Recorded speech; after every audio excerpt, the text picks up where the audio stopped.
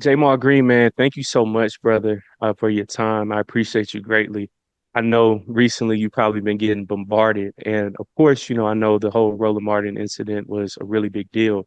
But I think that that's just like 0.5% of who you are because you have been doing phenomenal work for years, man, doing my own research on you. And I would rather highlight those things first and talk about all of that before even talking about other things such as that. So, man, before we even get started, I just want to give you all your flowers. I want to salute you, man, and I just say you have appreciate been that. doing great work for a long period of time, man.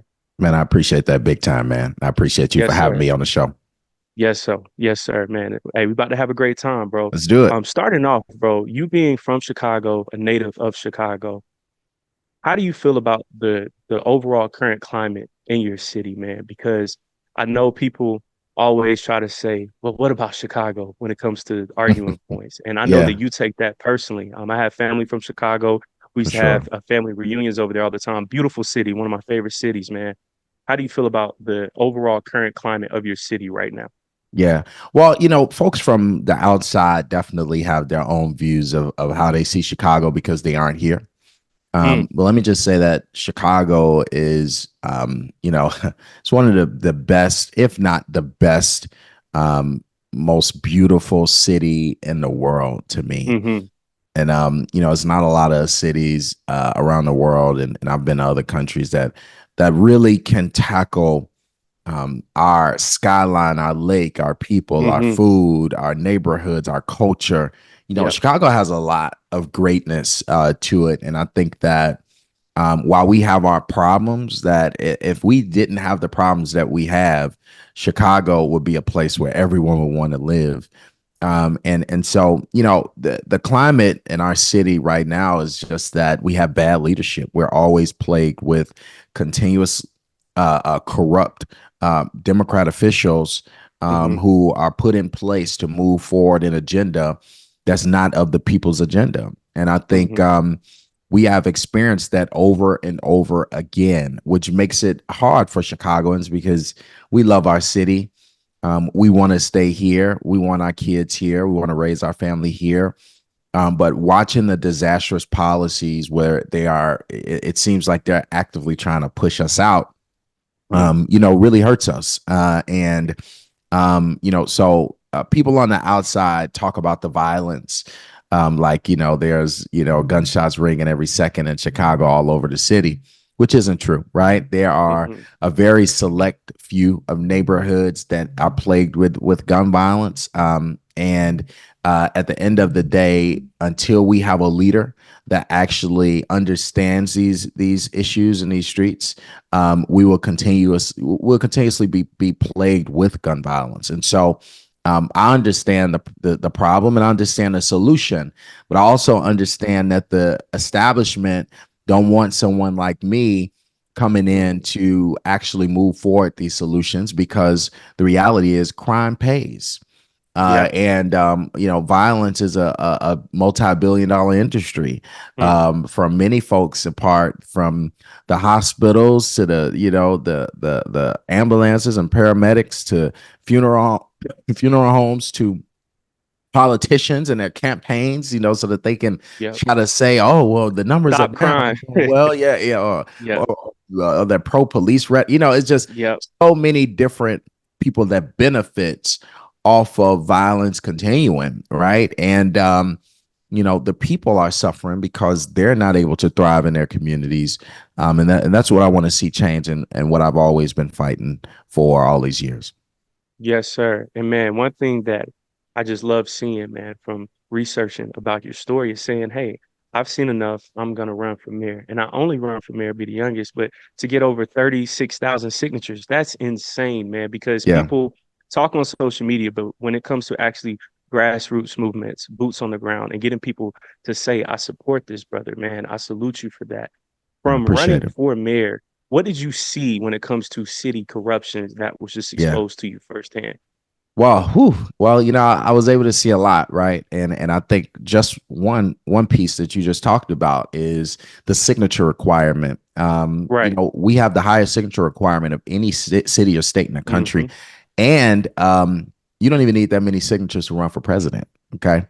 So we what happened was the dailies who were running this city, because if you know Chicago, it's like the mob, right? Yeah, the Al And Capone stories. Yeah, Yep, you know the story. yep. So the father Daley and his son both were mayors, for 49 years or 40 something years or so. Wow. And so they what they did while they were mayor and they were running things and controlling politics in the state and in the country, because many folks came and kissed the ring of the Daleys because they're dictators, right? Even still Hmm. today, the mayor is not checked. There's no checks and balances for the mayor, and there's no way to recall the mayor. There's no way, because the dailies put in place all these different policies to make sure that they can do what they wanted to do and no one can touch them. Yes. And one of those things was, well, we're going to increase the signature requirement to make it hard for anyone to run for mayor. So while the last Daley, when he ran for mayor, his signature requirement was like 995 signatures in the 90s, right? Wow. And Wow. he went to court and made the signature. He had his lawyers fight in court and say it wasn't enough, and they changed the signature requirement to 25,000 signatures. So somebody fought them in court and was like, 25,000, man, y'all are really trying to control this seat. Like, this crazy, right? Hmm.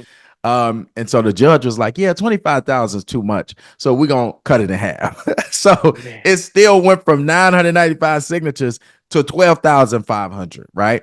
And what that means for people who don't understand is that you have 90 days to get 12,500 signatures. But here's the thing: if they strike off any signature because the address wrong, because Hmm. you can't read the address, because you can't read the name, because the signature don't match the ID card, anything can knock off a signature.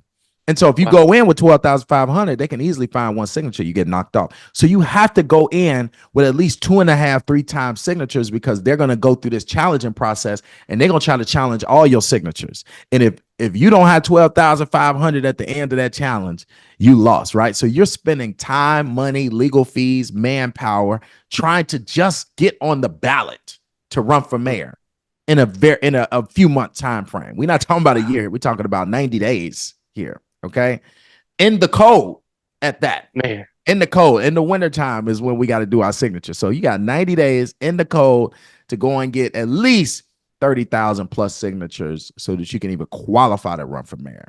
So I was able to see the corruption firsthand, from the Hmm. signatures to the challenges and how they came after me, to just this being a game where rich people are utilizing their money to kind of control the mayoral race. Right now, I was the candidate who had the least amount of money but the most grassroots popularity. Right.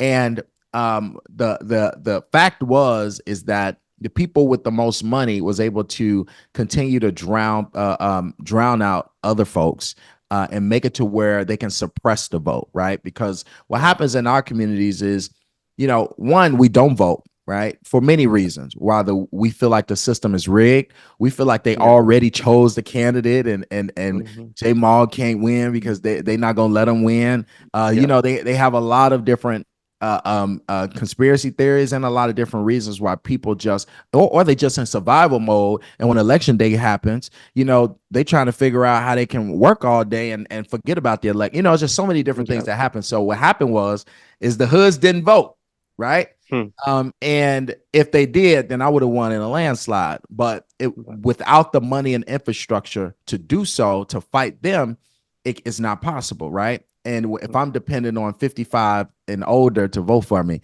as the youngest candidate, it probably ain't gonna happen, right? And so you had not even a third of the city vote. But what you saw, this is the thing that people saw and why they're most hopeful about the future, is that you had a grassroots candidate from the hood step up and run the most populist campaign the city has ever seen, driven by policy and people.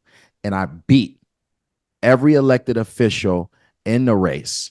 And the ones that I did not beat were the ones who had at least $10 million.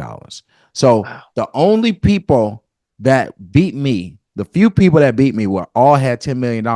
Let me tell you something. I didn't even have 1 million.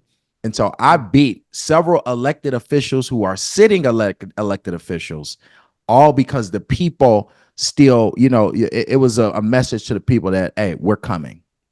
Wow.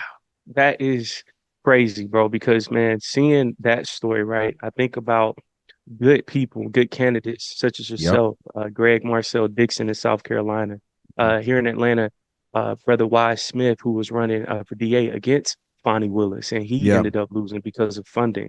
Yep. How can us as the grassroots better support candidates such as yourself so then we can actually feel encouraged and feel just represented when it comes to voting? Because I know that that's why our generation, we don't feel as excited, as encouraged, because we already know, hey, if this person has $10 million in funding, then nine Mhm. times out of 10, even 10 times out of 10, rather, Right. they're going to go to the highest bidder because I have to, because this person gave me all the money. So how can Right. we just better support people such as yourself when it comes to pouring in our dollars as well?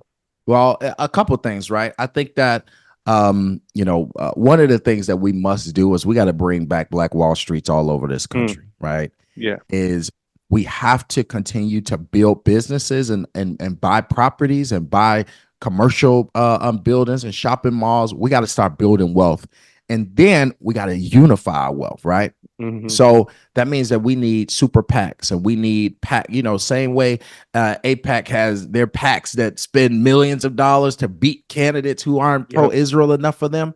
We got to Yep. be able to pull our money together and be like, all right, we're going into Chicago to help J. All right, we're going into Mm, South Carolina to help Marcel, and be hmm. able to pour millions of dollars to help them. So all across the country, we got to unify our dollars and put PACs in place and start raising millions of dollars and be ready to support the candidates who support that agenda. So that must happen. So we got to unify the wealth we have, continue to create more wealth so that we can, and then have that agenda mind with those folks that are building wealth. If you start a business in the community that we're supporting, you want to go and get those Black business owners and say, hey, this the move. We pour money into this PAC so we can support candidates that's going to support us. And we all say, all right, cool. I give $100 a month. I give $1,000 Hmm. here. I get, we all have to unify our dollar. That's one. And number two is we got to continue organizing, right? What they were able to see with my campaign is that I'm a real organizer, right? And they saw that people all throughout the communities were the most excited for a mayor election than they have ever been. Now, while the numbers didn't show them at the polls, they were pretty scared because they saw the energy and excitement. And I think we got to continue to organize. And that's what I've been doing, right? Each and every day, my housing agency help folks become homeowners. We got over Yeah. 5,000 people now in the pipeline, right? And so continuing to organize and get that data, and we got now thousands of people that we are impacting their lives. Those are the same people who will drive the next election. Those are the same people. If 5,000 people gave $100, how much we can raise, right? You get what I'm saying? So Mm-hmm. we had to keep organizing, getting the people together, getting the people behind that one band, one sound, and then when it's ready to make that move, we all have to push people to say, hey, just give $100, give $20, whatever you can give, so that we can, start to take these elections. And I think we're almost there.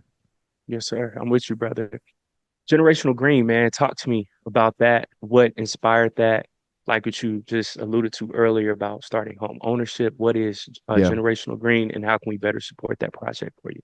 Yeah, Generational Green is a one-stop shop to building wealth through real estate, and Yeah. it really derives from the idea of how I move as a person. Right, one, Mm-hmm. I fight the political system and I fight the leaders in power. I always have, all my life. But on the other side, while I'm not fighting them, each and every day I'm proactively making sure that we can sustain ourselves. Right, and I think that we have to understand that we can't wait on a savior to come and Yeah. save us, that we Yeah. still have to do the work in our communities, and we can make the impact each and every day, whether it is one home at a time, one kid at a time, one business at a time. We all have a role to play. right? Yeah. And so that's what I focus on. Is I focus on how do we build more wealth in our communities without them, whether it is investing in new businesses. I just invested Mm. in the first Black woman to own a crematory here in the state of Illinois, in the Wow. industry you wouldn't even expect, right? But she's Yep. been in the industry for 30 years and one of the top, embalmers and funeral directors in the state. And Wow. I invested in her so she can open up her own facility here. And she served over 100 families and only been open not even 90 days, right? Mm. So like it's going in a good direction. I invested in a solar panel company, a young man to do a solar panel company. So investing into businesses, right? And then the regular people each and every day who are Mm. going to work 9 to 5, we're utilizing them to say, hey, why you don't own no property? We can't build no Yep. wealth without you owning no property. Let's go. And we got the lenders, we got the credit repair, we got tax clinic. We are Mm. one-stop shop. We got grants for Yep. every single person that comes through. 95% of the people who come through Generational Green spend less than $3,000 at the closing table. Wow. 95%. And so Wow. when you know that we can get you in and you spending less than you would pay if you were spending a month in security on rent and you will Mm. actually own something. Oh yeah, we changing lives like that, right? And Ooh, so wow. I had a client close yesterday. She closed with some of the highest we've seen. She closed with like 2,500 at the table, Wow. right? And that's high compared Mm-hmm. to what the rest of our clients do. So that's why I say 95% spend less than 3 grand. So Wow. um regular people, let's make them homeowners because we got to bridge the racial wealth gap and we got to stop allowing these people to put us out when they want to. Or Yeah. right now I got a client under contract right now. She's being evicted because they want to put migrants in her apartment. So the rest of the building is migrants. She the only one that ain't one in the building. Wow. And so now Wow. they want to get more of that migrant money. So Yeah. they gave her 30 day, like, no, we ain't redoing your lease. Come on, get up out of there so I can put Sheesh. some migrants in there. A Black woman. Yeah. You know what I'm saying? Hmm. But if we own that building, then we wouldn't be able to we wouldn't have to talk about this, right? We gotta buy these multi-units. You know, the 2s, 3s, 4s, and 8s and Yeah. 16. We got to buy all these big multi-unit buildings, and we got to buy these shopping centers, right? Because we know that other ethnic groups come in, and they, treat us like nothing and raise our rent and give us bad deals when it comes to renting out places in our community to do business. So that's what generational green is about, right? It's to give the education, is to make the actual impact. I don't like these counseling agencies and all these folks who just do all this talking, come into this class and all this. I tell my clients all the time, I don't want to see you in the next 6 to 12 months. If I see you Right. in a year and you still coming to my expo or coming on my Wealthy Wednesday Zoom, then you're not putting in place the information and resources that we're giving you. Yep. This is about making an impact, and that's what generational green is about. And I haven't seen nothing like it in a long time. Probably not ever. Hey, talk your talk, brother. Hey, I love that, man.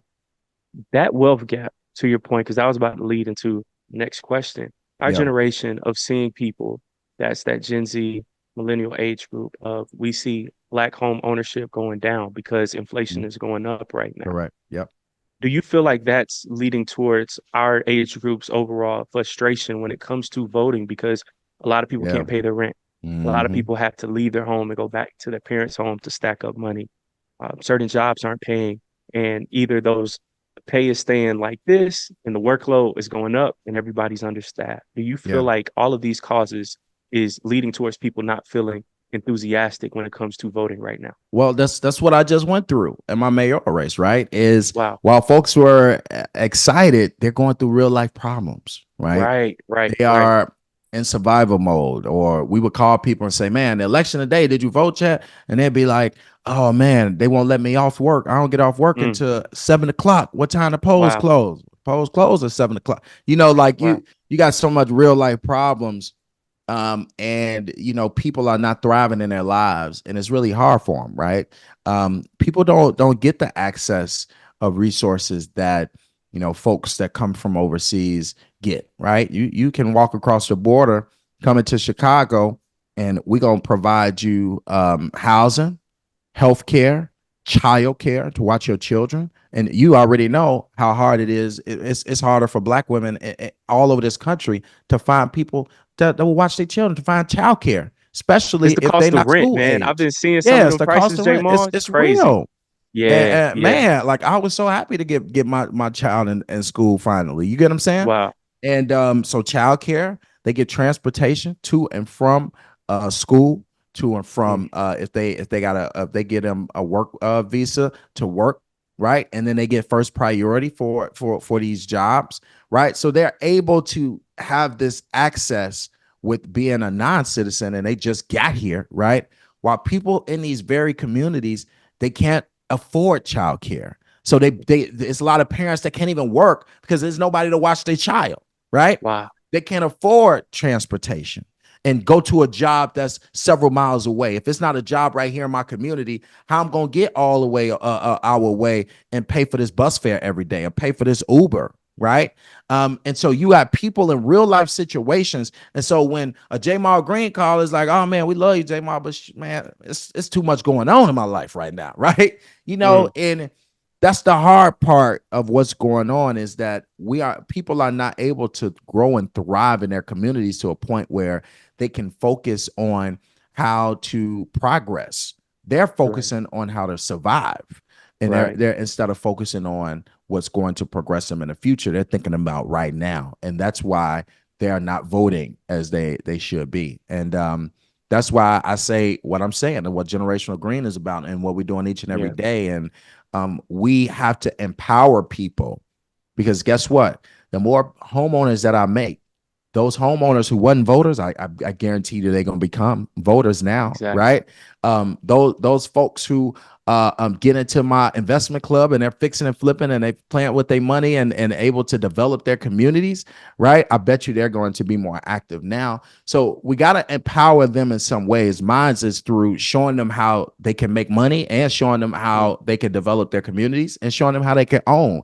And those very people are more active now when it comes to the political process because now they're thinking about what they can lose. We got to give people exactly. something that they can lose. That's excellent. This migrant crisis, to your point, bro, the city of Chicago, y'all have been going through it.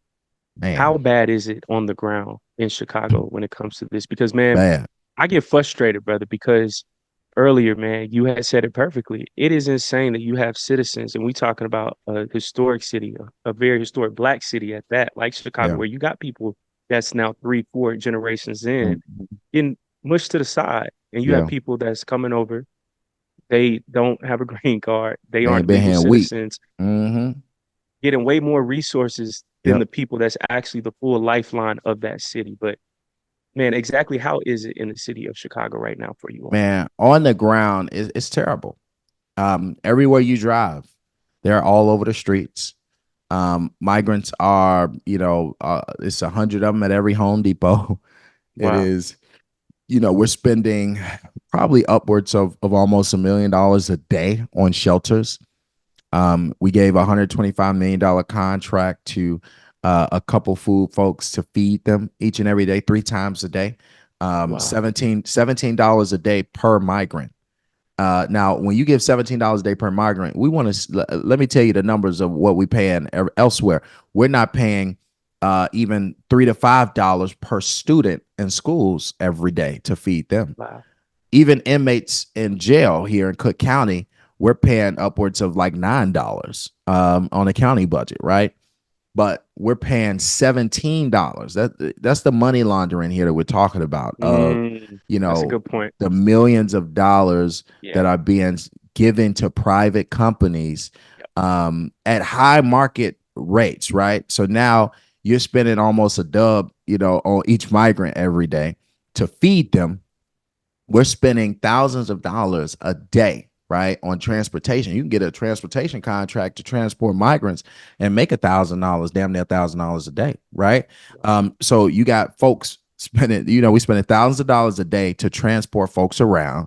You are spending thousands of dollars a day on childcare, high market rates here. So you're talking about what you would look at a facility and call and get their rates, double it because that's how much these private companies are charging the city to due to migrants because they trying to make big money off of this crisis, right?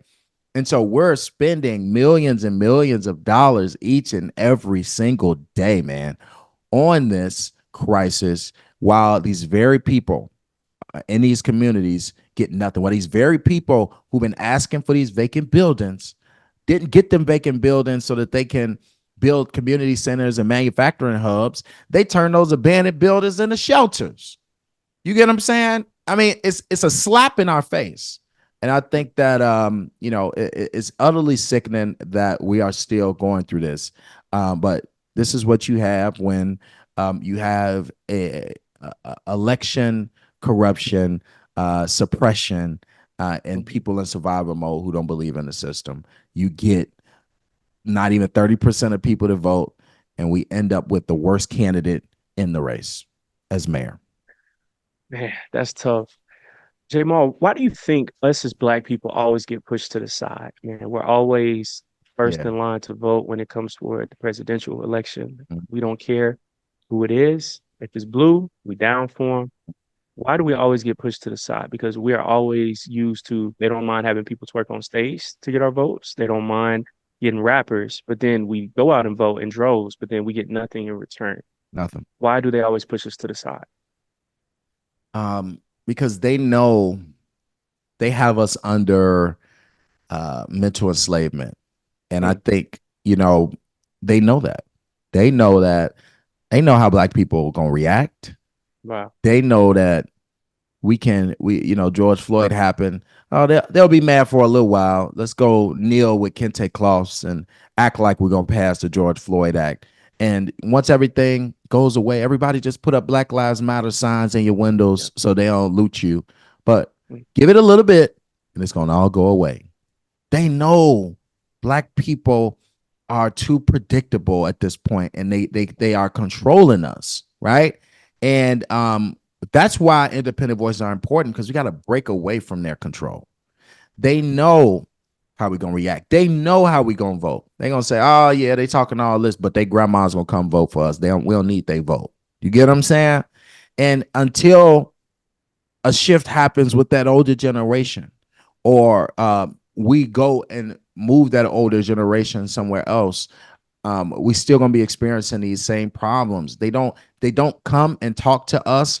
They don't come and put forth no agenda for us. They know that Black folks all we got to do is put an athlete or a celebrity in front of them that they like, and we can get them to like us. We so predictable to them in every regard.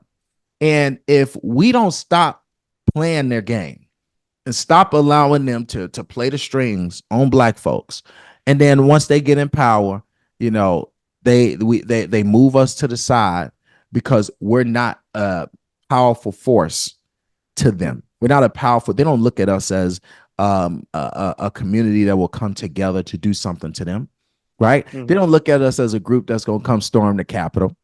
They mm, they they don't look at us as a group that got a super PAC like APAC that can spend millions of dollars to move forward their agenda. They know that we're not a powerful force to fight them. And that's why it's so important for us to start what I'm saying, right?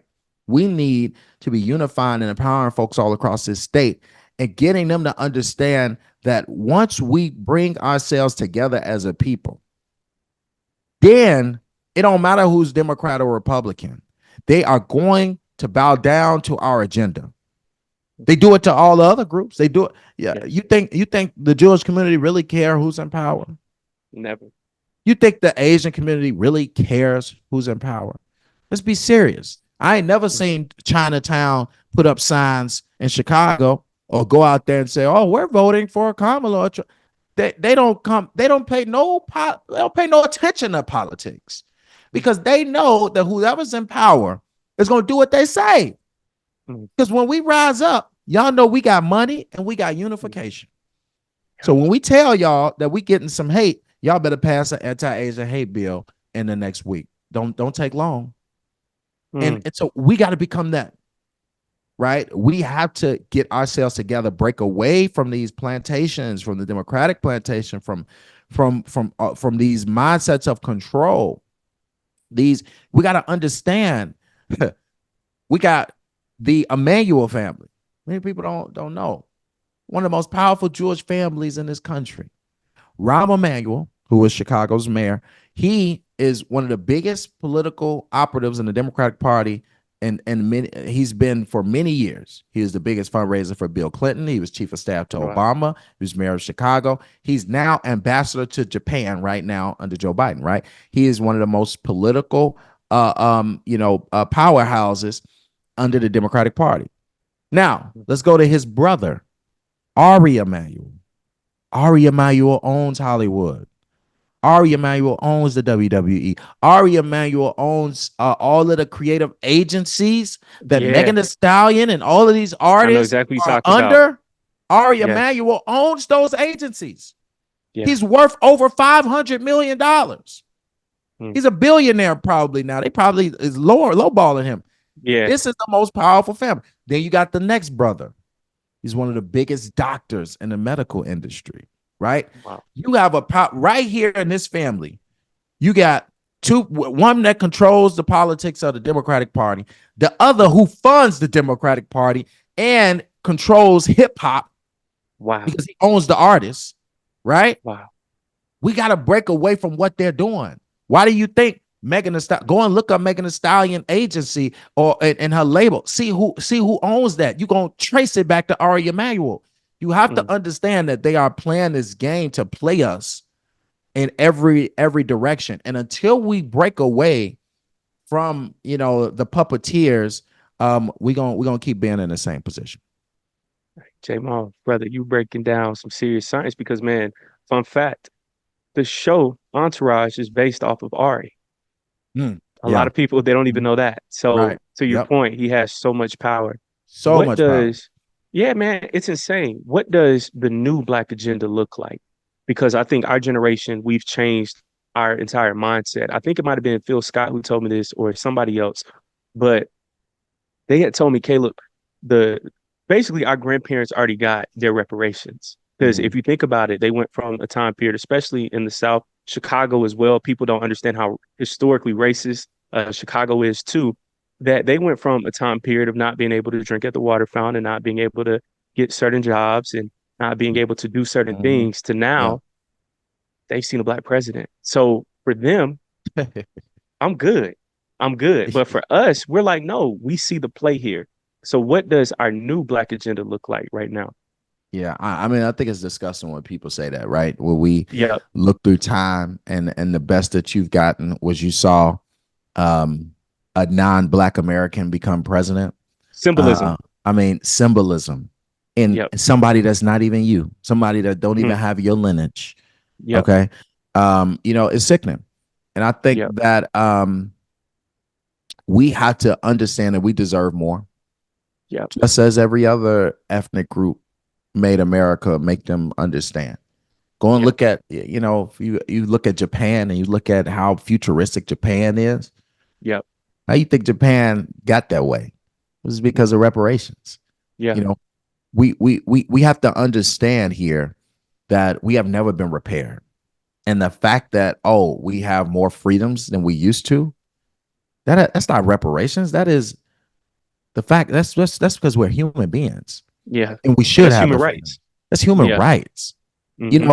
And we gotta stop this whole, well, since we ain't enslaved no more and master let us drink at the water fountain, we good now. No, because we were tortured, we were killed. They emasculated us. They buck breaking and I mean, when I say the things that went on to Black folks, hung us, Yeah. whipped us. Think about what they've done to our ancestors. See, they think that since we are a couple hundred years removed, that first of all, that's not even a long time ago. At all. People got to understand this not a long time ago. We ain't 1,000 years removed. This is just, come on. Let's be serious. And it wasn't even fully done at the time that they say. There's many more years after that, and people didn't even know that they were free. So when you understand that, then you turn around and you implement different policies. Jim Crow, mass incarceration, war on drugs. When you drop the drugs off in our community, separating the black family policies from Yeah. from the welfare agenda, to Black Wall Street, Yeah. Oakwood. Let's look at the history. Even after slavery, you kept your hand on us to make sure that we were still enslaved in a way that didn't seem as blatant, or a way that we couldn't see the chains, but still we felt the chains. You redlined us Yeah. from the banks and the politicians and tax dollars. You get what I'm saying? We can go on down the line of the policies that they continue to perpetrate. Still to this day, we're redlined. I Yeah. just fought Chase Bank a few years ago. Yeah. So there needs to be some type of repair.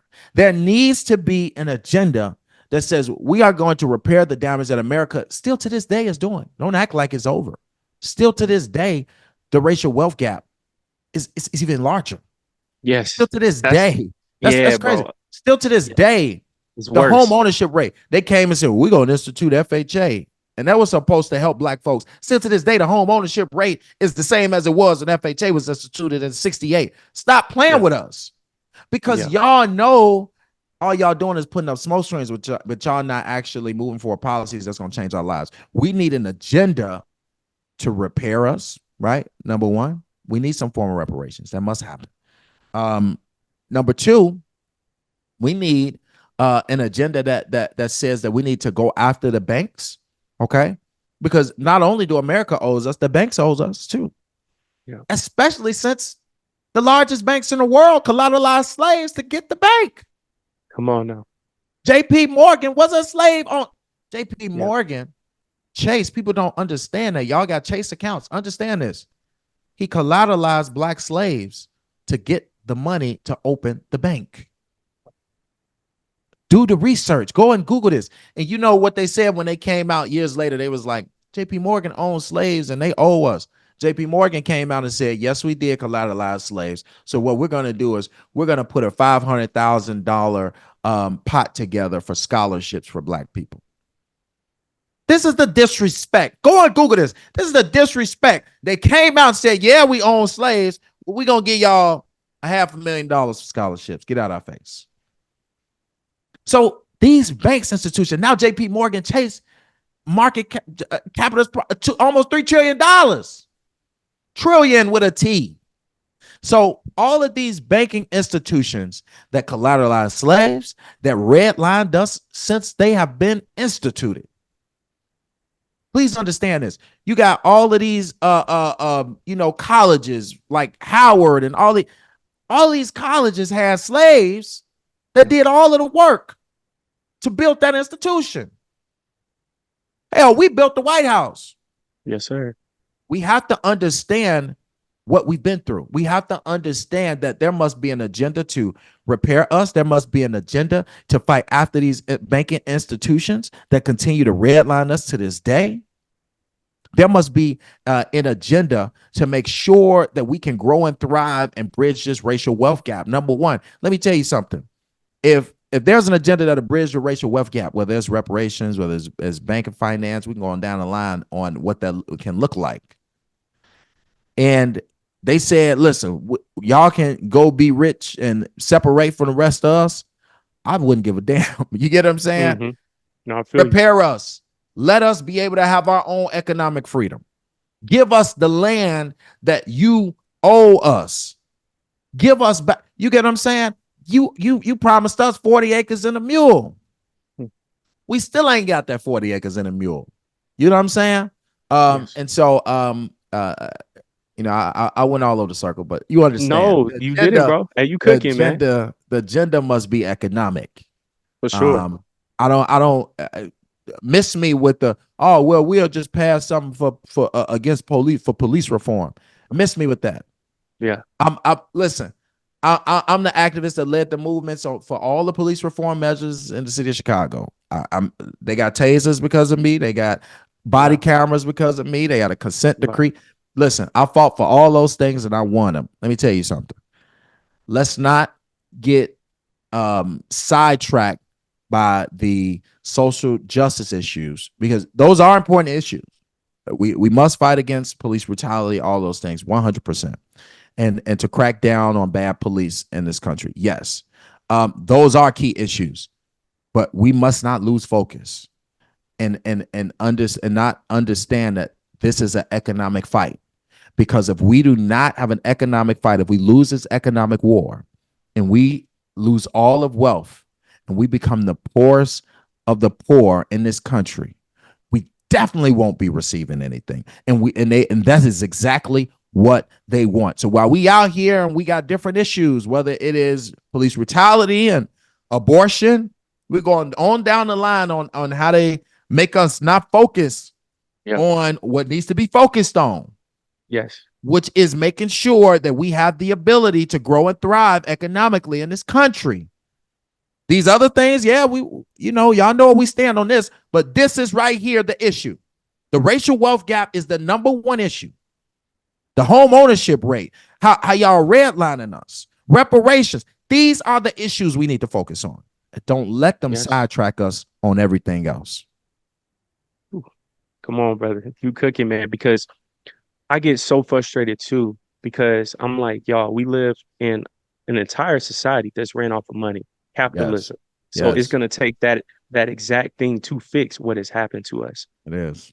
Tonight, something very big is happening, the presidential debate. Yeah, I'm And having a debate me party. personally, man, yes.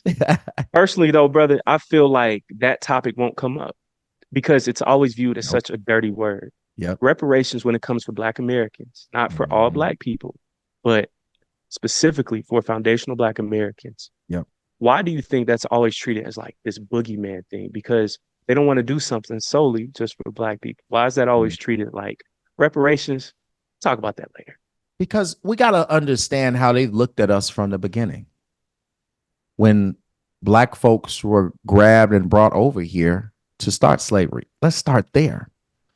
Let's start at how they must have felt about us and how they viewed us to the point where they wanted to enslave us.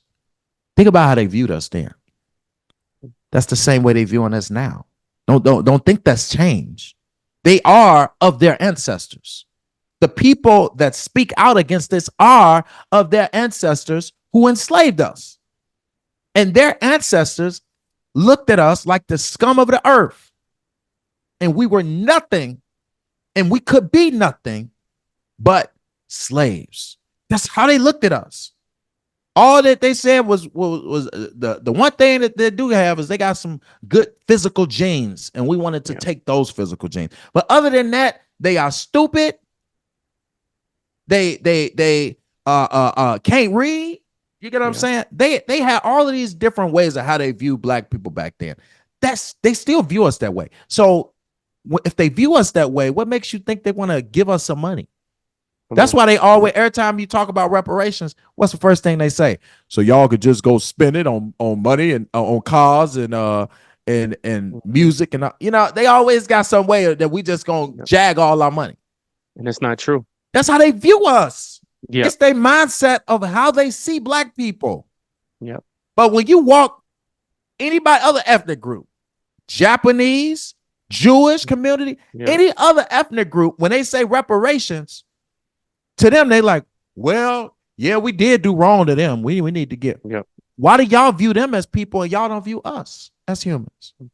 Y'all view them as humans, but don't believe that we deserve human rights. That's how they view us. When they look at Black people, they don't see human rights because they don't see us as human. They Hmm. still see us, what they say, 3/5? Three They fifths. still That's right. see us, they really see us as animals. Yeah. And because they see us as animals, they don't want to give anything to us. Yeah. And that's why we have to keep fighting. And we have to fight for the future, for our kids, Yeah. kids, because they will always view us as animals until we show them that we are the best of the best. Because we are. Yeah. Sure. Listen, we ain't got to show them. It's proven. They already know it. It's That's why it was proven. such a threat. They can't get up one day and move around their whole day without using a black invention. They can't. Wow. They can't. You pick up your cell phone. Oh, well, we invented that chip. The toilet first thing in the morning. First thing in the morning. Come on. You want to use the hair comb? Yep. You want to go to the car? Oh, Richard Spikes invented that gear shift. You want to Yep. ride past a stoplight? Oh, yeah, Yep. Gary Morgan did that. Moist. Yep. Come The on. doorknob too. Door Even the man. doorknob. Yeah, it's Doorknob. crazy. You can't Hey, even open the door. a black woman invented the HVAC system. Y'all See? like Yep. that the heat and air? Home security. You can't go a day in your life without utilizing something that we created. Wow. So when you understand that, then you will start to see we more human. We some of the best humans in this world that this world has ever created. And That's we right. have made life better for all people. So we deserve more. Wow. That's powerful right there, brother. Jamal, this actually leads perfectly because I was going to ask next. Knowing our history is so important. I love Mhm. history, and I feel like the same way that we push STEM and all these other things, you Yeah. also have to know where you come from, who you are, Yes. especially, man, foundational Black Americans, because so often our children are taught that you don't have a culture, you don't know who you are, Yep. where you come from. Right. And to your point as well, a lot of us don't know how close enslavement was to where we're at Yeah. right now. In Mm-hmm. the South, especially, my grandmother, she's, I think, 82. She used to pick cotton. She used to Yeah. sharecrop as a See? young girl. Yep. And her grandmother's Mhm. mother, she was enslaved. So Right. it is that close It's that that people don't close. realize that. It's that close. Why is knowing our history, like inventors, like what you just broke Yes. down, that can build a child's confidence. Why is Yes. it so important for foundational Black Americans to know our history? Man, it's so important. Think about this. They control our education in the schools, right? Yeah. They don't teach everything we just said today. 98% of people that's going to view this video didn't know that. I'm be Yeah. honest. I guarantee you 98% of people did not know the inventions that we just talked about were Yeah. invented by black people. It's going to be one of the two of those. They're Yep. going to be like, damn, I didn't know that, right? Yep. Because they're not taught that. Mm. What they taught? That we were slaves. 1619. That's where Black That's history it. starts. That's Yep. it. That's what Yep. we was taught. That was what they was taught. They wasn't taught about the greatness of the two things that white educators or the white system, have told educators to teach us, right, is about slavery and about Martin Luther King. Yep. Civil rights movement and slavery. Yeah. That's it. That's the Right. fact. Yeah. And so when you ask children about, what they learn, those are two things that they learn. And then, and not to Martin Luther King was an important figure, For right? sure. And not to put him, because I see him right behind you. Yep. Not to push him down because he was an important figure. But the fact that they only can teach us about a slavery and about a person that was fighting for his rights, Hmm. civil rights at that, civil, not Yeah. equal rights, civil rights. We talk about that different thing, but Yep. that's what they fought for at that time, right? The fact that that's the only thing they could teach us, and they couldn't teach us all of the people who created the world that they're living in today. Couldn't teach Wow. about those black people who Wow. created everything that they're using. Yeah. That shows you that they are intentionally trying to make sure that you don't have a generation of black people that believes that they are more than what they are. Yeah. That's what the whole goal was. That's why in slavery, it's the same thing. Remember, they didn't want to teach you. They didn't want to teach you to read, and then they didn't want to because they didn't want you to read the Bible or read different things that could actually make you want to break away or make Come you on. feel like you were more, or Yes. they only taught you things to make you obey them. Yep. Think about that. In slavery, they brought teachers over. Y'all know these stories, right? Or whether it was from the Bible or religious folks, they use religion to make you obey them, not to make you feel like You are worth something, not to make you feel like that you can invent something, not to make you feel like that you can own something. It was Yeah. to obey them. That same mindset from slavery is still today in our That's right. education system. Yes. It is to make sure that the children obey them, that they Mm. go to work Yeah. Yeah. so that they can work for them, so Mm. that they can utilize all their money to pay who? Pay them. That's right. Because we own the homes, we own the utilities, we own everything. All the bills that you paying is to pay them and to keep their system going. So you're gonna work for them and utilize your money to pay them. And you're not gonna have no money to do nothing. That's why most people on survival mode. They don't have Right. extra. Listen, the majority of black folks, I forgot the stats, so I ain't gonna quote it. Mm. But the vast majority of black folks ain't got $1,000 to their name. Yes. Ain't got $1,000 to their name. Look at America and where and inflation and all that stuff we talked about. The vast majority of black people in America don't have $1,000. That means that if they lose their job, anything happens, they falling on the floor. Yeah. You get what I'm saying? They falling, they done. Mm. That's how they created us to be. That you will live check to check Yeah. and utilize the money that we give you while you working for us to pay us. It's still slavery. The mindset, everything about it is still slavery. You have no freedom. Most of these people ain't even took a vacation before. Most of these Nope. people you only get what, a few vacation days. If And I that. ain't if that, and I ain't even got no money to go on vacation because I'm spending all of my money on you.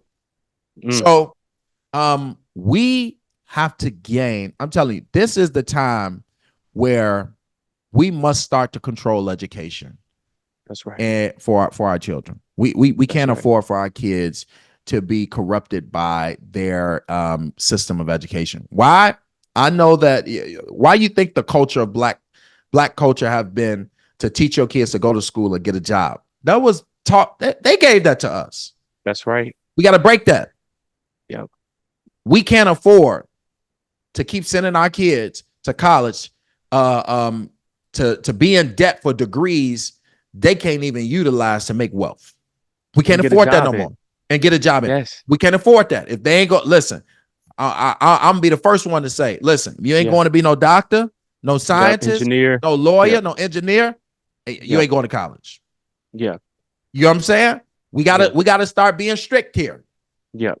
We need more entrepreneurs. We need more Yep. innovators. We need Yep. more developers. We need Yes. more tradespeople. We need to make sure that our children can be able to sustain themselves Mm. because we are creating continuing to perpetuate a culture where our Yes. children are going to be competing with other ethnic groups who come across the That's right. border.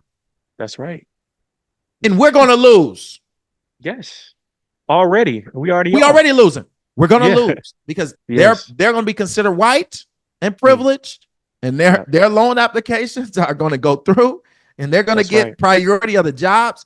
We're going to be lose. So if we don't want to be fighting for scraps, we better be teaching our children how to sustain their selves and be independent. We can't afford to keep going with the same mindset that they instilled in us many years ago after slavery. We got to change it. No lies detected at all, brother, because I've seen firsthand of people dying at jobs and they're replaced the very next Mm-hmm. day. And that Yep. job, it keeps running. And those same people die stressing out, trying to pay bills, dying from Yep. heart failure and things like Yep. that.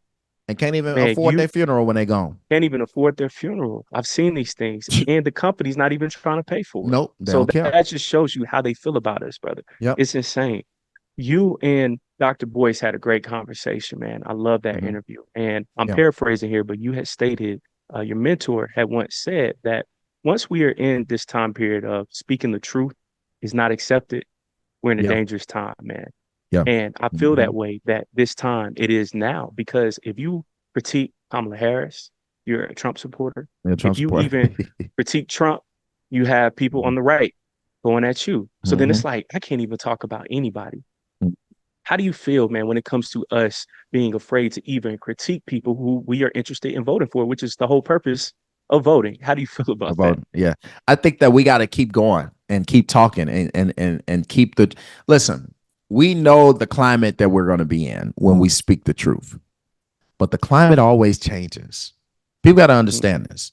There was a time where you couldn't even, talk about gay folks, right? Mhm. Remember? I mean, many of us Yeah. can go probably many years down the line on social media and see that we all was saying no homo and homophobic stuff. Yeah. We Yeah. right.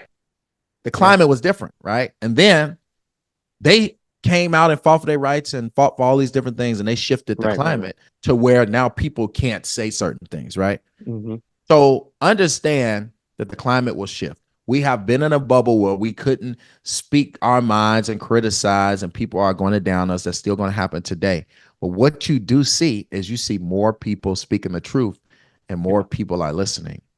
Yeah. So that means that by the next election cycle, you'll have more independent voices. You have more Yeah. people that are willing to speak independently and criticize both sides. So we can't be boggled down by the heat that we're going to get today.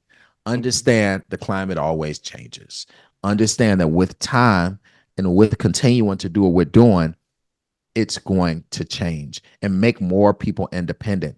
It already has. If you look at the numbers, there are more people independent today than there was 4 years ago. There are more people that are tired of the way politics have been going in the Democrat Party today than there has ever been before. Yes. And Yeah. so it's going to change. Yeah.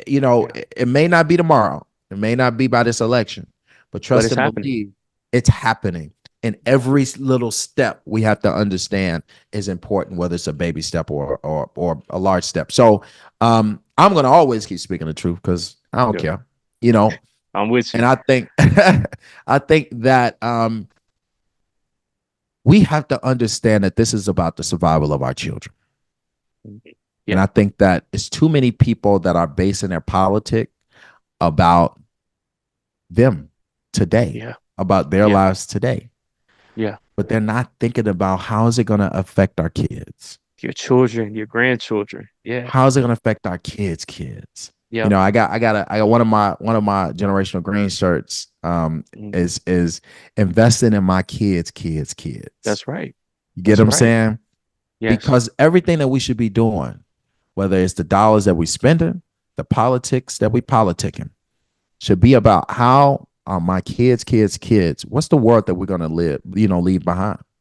Hmm. And we know that we are not benefiting from the best of previous generations, right? That's And right. we should today have more. And just as you said about the state of our generation today and how we're feeling, that is that's predicated on the fact that previous generations did not see the future or try to make decisions that can affect the future. They were making Mm. decisions for themselves. I'm Um, getting money, and yeah. I'm gonna sell this Yeah. to a different culture and our community. Yeah. Like they were doing Mm. things for themselves back then. Yeah.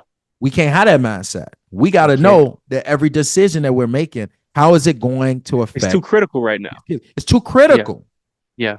Because when we gone and our kids look back like, God dang, life is this is rough. Yeah. Like, dang, what Yeah. did y'all do to make sure that, man, we ain't got we ain't got nothing now. Come on. You know what I'm saying? We gonna let them just take everything from us and not Wow. give us nothing. We're gonna be the scum of the scum, and then we got our kids grow up and they that's what they get. Mm. Worse than what we got right now, Wow. and we can't allow that to happen. So we got to speak the truth. We got to, continue to be independent. We have to build an economic base throughout this country and rebuild the economic infrastructure and then build a political infrastructure. Because we got to protect our children. We are That's at right. war, and let me tell you something: we losing because Yes. we only got a few more soldiers. You know what I'm That's it. saying? Um, we got to understand in a war, we got armies, right? They have a Mhm. very large army, one of the biggest in the world, and we have a very small army. But let me Yeah. tell you something. I don't care if you're biblical, even if we went biblical. David beat Goliath, right? In every story, biblical or not or nonfiction or fiction, You can see stories where the underdog wins. Yes, And so while we may have the shortest army, guess what? We are some of the most brightest people that was ever created. We are that's some right. of the best, genes. And I mean, we can go down the line on how amazing we are and how amazing we were created to be. Yes, So sir. it don't matter how big that army is. Trust and believe we can win this war. But it's going to take for us, the ones who Yeah, understand that we at war. come on. There's a Yeah. lot of people Mm, that's lollygagging. We shooting and they sitting around, yeah, you know, don't know that they being shot at. come on. And they Come ain't on. feeling the shots because we taking the shots for them. You feel what I'm Mm, saying? yes, sir. So once we get to the point where we wake more folks up to understand, listen, we at war. Mm, They shooting at us. mm, Get off that game. yeah, Get off. Hey, I know that 9 to 5 job. That's all you care about. But you got to understand that it's a little more going on out here. that's right. And if we don't get up and fight this war for our children, then our children going to have to fight a losing war in the future. Jamal, brother, you've been great. I only got a few more questions for you, man. But Yeah. bro, this has been amazing. And to your point, I feel that exact sentiment because what's so crazy is if we take it back to even the time of Black Wall Street, where we had Black Wall Streets everywhere all throughout the Yeah. country, our great grandparents during that time period, they were probably just like us, of course, walking into their greatness, but thinking, okay, this time period is the only time period, but not Yeah. probably understanding, dang, what's so crazy is I'm going to have grandkids or great grandkids who might not Yes. even know my name. We Yes. have to have that same We have to. mindset right now that our great grandkids might not even know who Jamal is, who Caleb Yep. is. Yep. That's not important. What we have to Mm-mm. do is set up, to your point, infrastructure in place where they can just flow. Yep. Man, seeing your interaction with Roland Martin, I felt like was a great microcosm of our generation versus the old guard, if you will. Yeah. That we are frustrated, we are tired of playing it safe. And I'm not saying go crazy, of course not, but we are tired of trying the same old tricks and it's Right. not working. And Right. also, like what you said, of certain people getting certain trinkets and they're fine with that. But for us, we're like, yo, we want to see our entire communities win. Right. Man, how did you feel during that interaction with Roland? What led up to that? And then as well, after the fact, today, how do you feel weeks later after all of this went down?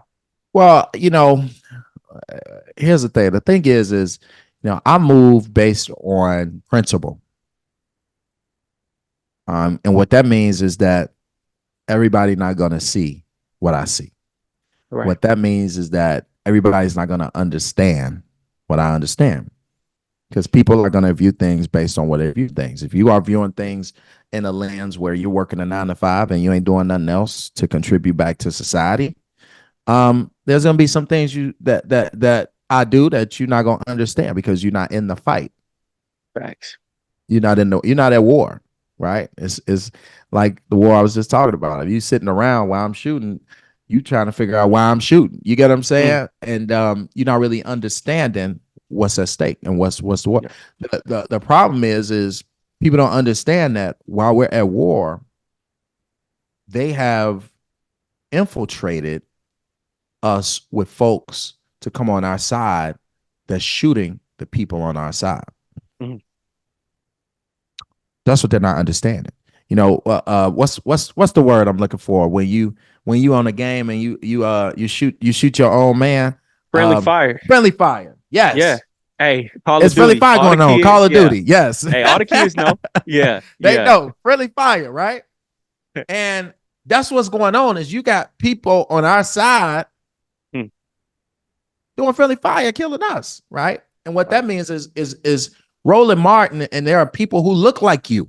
That's what that means. People who look like you who really don't care about the future and of us and our survival and our children because they are paid by the other side. You get what I'm saying?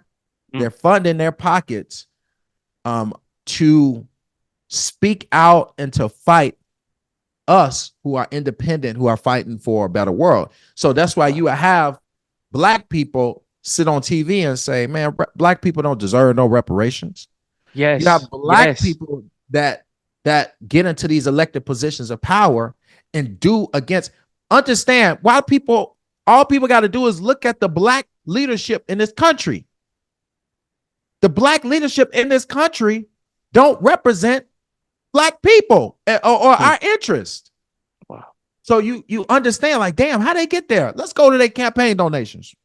You want to go to their campaign Yep. donations? That Who's paying them? who's paying them?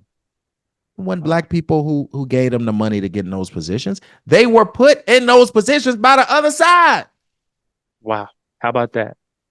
So they utilizing this symbolism that y'all fall for, and they go and grab a blackface and they pay them to work against you. Wow. And that's what Roland Martin is. Roland Martin is paid to work against us. Let me tell you something. There's no group of people in this world, culture, Jewish, I don't care what it is, that if one Jewish person says, hey, I don't agree with this, this is what we need to do, you'll never see other Jewish people publicly go after that Jewish person. Have to present a united front. That's very You important. always have to present a united front at all times. Yes. And yes. if you have black people that are intentionally attacking other black people because they're simply saying we deserve more. Yep. We deserve an agenda. We deserve reparations. Black people who are out there fighting to get something. And you have other black people that are out there attacking you just because you are trying to fight for more. Wow. That shows you what war that we're fighting. So we're fighting a war against them, and we fighting a war against the folks that are acting like they're with us, but they're truly not. Keep cooking, J-Mal. I'll be right back. I just got to open up the door. Yep. So, the thing about it is that with Roland Martin, the thing about it is with Roland Martin, Roland is one of those people, man, that we have to just understand what he's here for, understand what he's paid for. And we understand that he is not really, looking to advance us. Whenever you have a person that doesn't want to advance issues, then they're not for us. For me, I don't care what you are. If you are another black person and you're asking for to progress any issue, I will not go against you.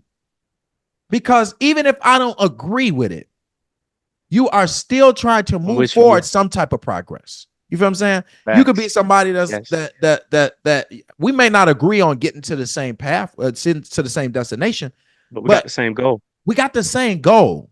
So I'm not gonna fight you because you believe we should get there this way. If anything, I'm gonna try to pick up the phone and talk to you and be like, man, what you think about this? What you think about? Because you actually trying to advance something. I'm not going to behind closed doors. Right, behind closed doors. That's I'm going to attack you because you're trying to advance the black community in some way. Right. Like, no, we all need to be fighting in some way. That's right. So, when you got people that's not trying to advance and not trying to criticize, it's okay. Listen, it is okay to like Kamala and vote for Kamala and to also say, Kamala, we need more. Why is that not okay? That's what they're there for. They are there for a transaction. It's okay to say, I'm going to vote for Kamala Harris, but I think Kamala need to move forward this policy. Come on now. It's okay to say that. It is not wrong for somebody to say this policy needs to be moved forward.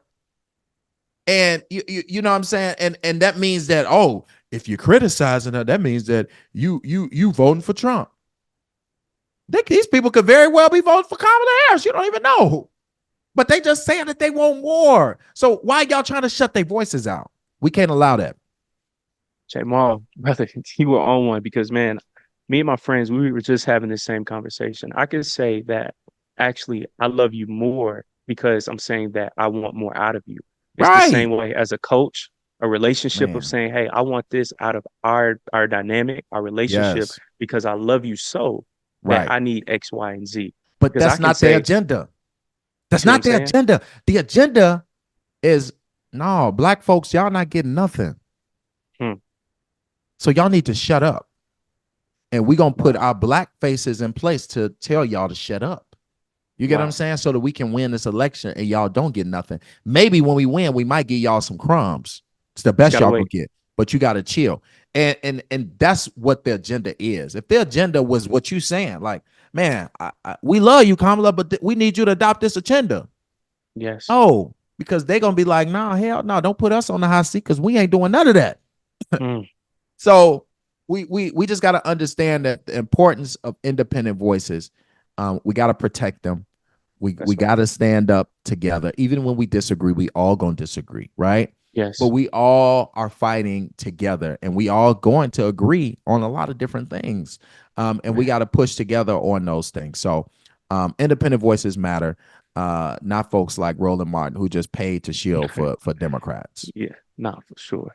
Bruh, J Maul, man, I probably only got two more questions for you. I had a Mhm. blast. Again, the presidential debate is tonight. Yep. Let's say, God willing, in an alternate universe, you are serving as the moderator on national television Yeah. and that you were given questions. If you had to choose, what would be your top number one question to ask Kamala Harris and Donald Trump? Woo. That's a hard question. That's a hard question. I think that you know, I think a reparations question would definitely be a fun one because we know Hmm. that I a agree. reparations question would never happen, right? I agree. So it would be a fun one to start off the debate. Yep. Yep. Hey, I um, completely agree. you I'm know what I'm with you. saying? Of like, it's folks all over Twitter and social media talk about reparations and the repair of. Are you for in some type? And what's going to happen is Kamala is going to say that she for studying it. Hmm. You know what I'm Yep. saying? They're Yep. going they're gonna play games around the question, but a reparations question would be fun to see. And then I think just an economic agenda question is important, right? I think Hmm. what's going on economically, not just with black people, just with this country, period, Yes. on how we can grow and thrive, is important. Yeah, I would say my questions would probably derive around money. Mhm. I'm with you. Hey, I'm on the same page. Look, money, it makes the world go round, especially here in America. Yeah, Man, the face of New America, I believe, or the office of New America. What exactly is that, man? Because hearing you just spill on that, I was blown away and I had no idea about yep, that. I've never even heard yep, of that office. What exactly is that office? yep. That goes back to what I said about the Emanuel brothers, right? Hmm. Rahm Emanuel, he is, one of the biggest political operatives in the Democratic Party. He created the Office of New Americans in Chicago, 2011, and it was the first of its kind. And the Office of New Americans, basically, what it does is it coordinates every office, every single department, and that the city controls. They all have to work together to enhance the lives of new Americans, whether it be in housing, whether it be in jobs, economics. I mean, we go on down the line. All of the departments work together to enhance the lives of folks who come into Chicago, who That's who right. are coming across the border. And then Joe Biden signed an Office of New Americans on the federal level 8 days into office with a $150 billion budget. Wow. And so their job is to coordinate all of the offices to enhance the lives of New Americans. So that means that they get the priority of housing, priority of jobs, the priority of resources that we talked about earlier. And it is the Office of New Americans' job to make sure that they have priority of all resources when they come over here.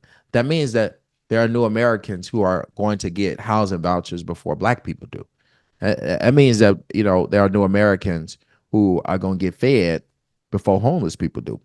So they are priority, and that's what the Office of New Americans was created to do. And now we have one on the federal level, and I'm sure other cities have one as well. Man. Brother, this was a full masterclass. I appreciate you greatly for your time. Very last question for you, man. What Yep. does the future of Black America look like, in your opinion? The future of Black America can look like several things. It all depends on what we decide to do going forward. And if we continue to sit on the sidelines and to play on these plantations and to allow them to puppet us, how they're doing in the Democrat Party, and um, allow them to control the music and movies and everything that our kids are consuming.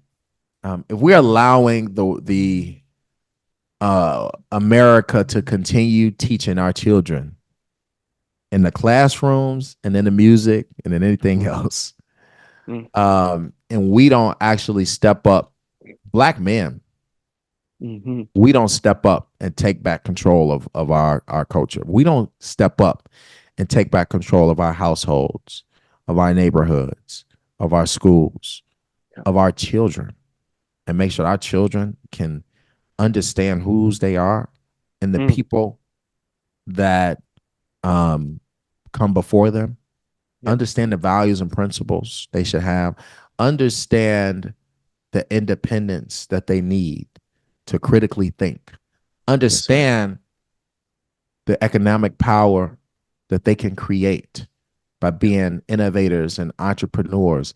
If Mm, we don't start to make sure that the next generations can sustain themselves, and it's going to take for us Black men to step up to be better fathers, better community members, better mentors, and be yeah. fathers to others who don't have them.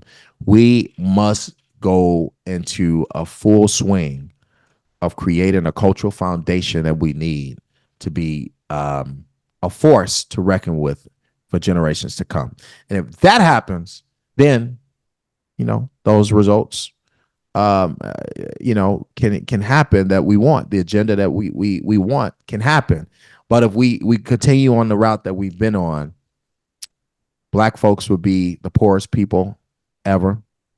Black folks won't have wealth. And when did they say we're going to be at a net zero? In Yep. a decade or so. Black Yeah. folks won't own anything, and we won't have any political power because they're going to separate us, divide us, and make it to where our votes don't matter. That's right. Um, then we're going to be in trouble. Yeah. And we might Wow. as well just move to another country. So it's Man, listen, going to be brother, real. I am blown away. You are a young, brilliant mind. You are what's needed during this period of time. So, man, I salute you. Keep up all the great work, man. I'm Thank you, brother. extremely proud of you. You got love and support all the way down here in Atlanta. Man, where can Hey, everybody follow you, keep up with you, support the movement, all of those good things? man, they can go to J Mall Green everywhere. You can all social media. You can find J Mall Green. It's pretty easy. But Yeah. most importantly, just be active where you are and do something. You know, be a mentor, open a business, help your kid open a business, own a home, buy your second property, buy a multi-unit. Do something. And I think if we all just made a commitment to do something to stand on business, Hmm. we can start to really chip away on what we need to do for our communities. And I Yes, sir. appreciate you for having me on the show, man. This is amazing. Man, it was an honor. And brother, this won't be the last time. There'll be For many sure. other things that you'll be doing as well. So you already know, man, I'm most definitely going to stay in touch. So I appreciate you, brother. You have a Thank you. great rest of your week. Once this interview is chopped up, I'll make sure share it with you, all that good stuff. Man, much For love, sure. brother. Thank And you, you be man. safe. Thank You as you. well.